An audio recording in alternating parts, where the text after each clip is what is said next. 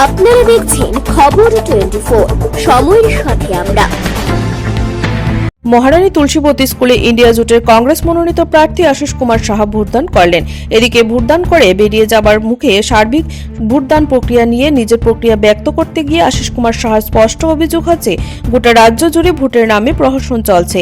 শ্রী সাহা দাবি করেছেন বনমালীপুর, প্রতাপগড়, রামনগর, বিলুনিয়া, সোনামুড়া, বিশালগড় সহ বিভিন্ন প্রান্ত থেকে ভোটারদের সাথে একাংশ বিজেপি দুর্বৃত্তদের দুর্ব্যবহারের খবর যেমন আসছে, ঠিক এর পাশাপাশি পুলিশ প্রশাসনকে রীতিমতো ঠুটু জগন্নাথ করে রাখা হয়েছে, এমনটাই অভিযোগ আশিস কুমার সাহার। শ্রী সাহা আরও দাবি করেছেন খুদে রাজধানী আগরতলা শহরের উপর একাধিক বুথ সেন্টারে ইন্ডিয়া জোটের পোলিং এজেন্টদের বসতে দেওয়া হয়নি।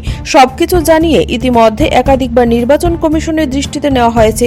পাশাপাশি আরও পরবর্তী সময়ে বেলা বাড়ার পরে সমস্ত বিষয়গুলো নিয়ে সাংবাদিকদের অবগত করা হবে বলে আশিস কুমার সাহা দাবি করেছেন।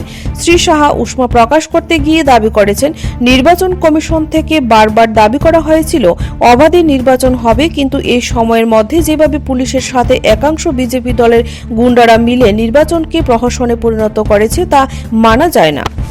ভোটের নামে প্রহসন চলছে। গতকাল রাত থেকে আমার যারা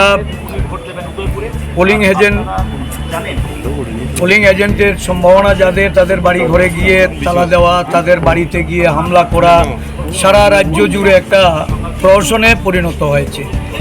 এখানে 4টি বুথ, 3টি আমার পোলিং এজেন্টকে ঢুকতে দেওয়া হয়নি, বের করে দেওয়া হয়েছে। আমি এসপিকে জানিয়েছি, আমি পুলিশ অবজারভারের সঙ্গে কথা বলেছি। এখানে আরুর সঙ্গে সেভারেল টাইম আরুর সঙ্গে আমার ইন্টারেকশন হয়েছে। আরু নিজে বলেছে যে আমি পোস্ট অফিস চৌমুহনী থেকে এসে তাদেরকে তুলে নিয়ে ঢোকাবো। এখন অবধি আমি বসেছিলাম, আমি এইমাত্র এসেছি, 7:30টায় আমার ভোট দেওয়ার কথা।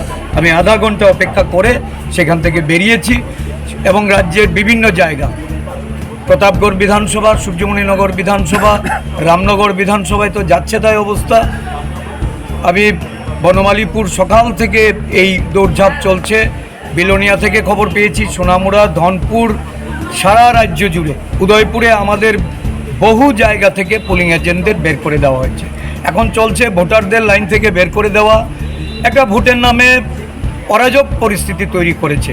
আমি যাচ্ছি, কিছু কিছু সেন্টারে যাব এখন, তারপর বেলা শেষে আমি সার্বিকভাবে আপনাদেরকে বলব। খবর 24, সময়ের সাথে আমরা।